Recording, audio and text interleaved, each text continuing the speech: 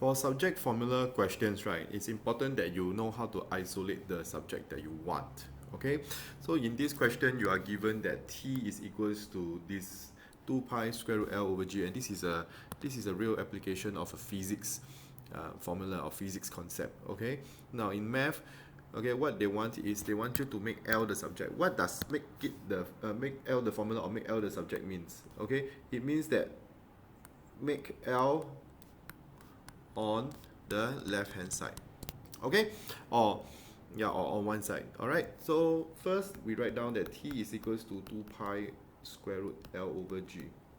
Okay, important thing is, right, now we know that L is inside this square root, and it probably looks a lot very troublesome, okay, to remove the square root. The first thing, right, that students do is they try to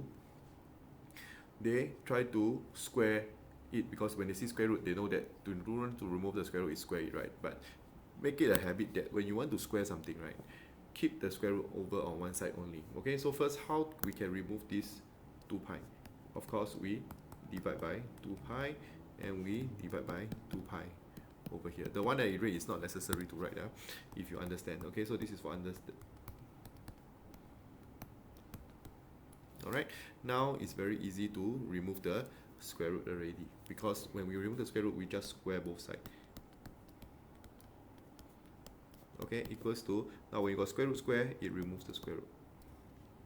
Alright, then because this is L divided by G, so when we want to remove G, what do? We multiply by G on both sides. So if you understand it from this point of view, it's a lot easier to do. Okay, so it will be GT over 2 pi open bracket square equals to L. We rewrite everything on the mirror image, so which means L is equals to G, open up the square, so it will be T square over, the square goes to both the numerator and the denominator, 4 pi square. And that is how you make L the formula, or L the subject. Okay, next, given that G is equals to 10, find the length of the pendulum if it takes 12 seconds to finish 20 oscillation. Now T is the time taken to complete one oscillation.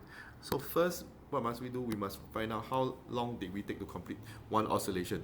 So time for one oscillation is equals to 12 over 20 seconds. Okay, so if we make it into simplest form, it's 3 over 5 seconds. Alright, and then you have G, so you're looking for the length of pendulum, which is L. I'll just put everything in. And when we sub in values into the algebra, we must always have bracket. Okay, just put everything into your calculator. You should be able to get the answer, which is 10 times 3 over 5 square. Okay, then divide by 4 pi square. Okay, so be careful when you have pi, be careful, because you have 2 pi and then you square it, it will be 2 square pi square, so that's why it will become 4 pi square. Key everything in your calculator, you will have 0.091189 seconds, which is equals to, put it into 3 SF, 912 seconds, and that is your answer for this. Okay, so important thing is, if you want to remove the square root, always isolate the square root on one side first, then you take square on both sides. Okay, if you have any more questions, feel free to text me or leave a private message over here.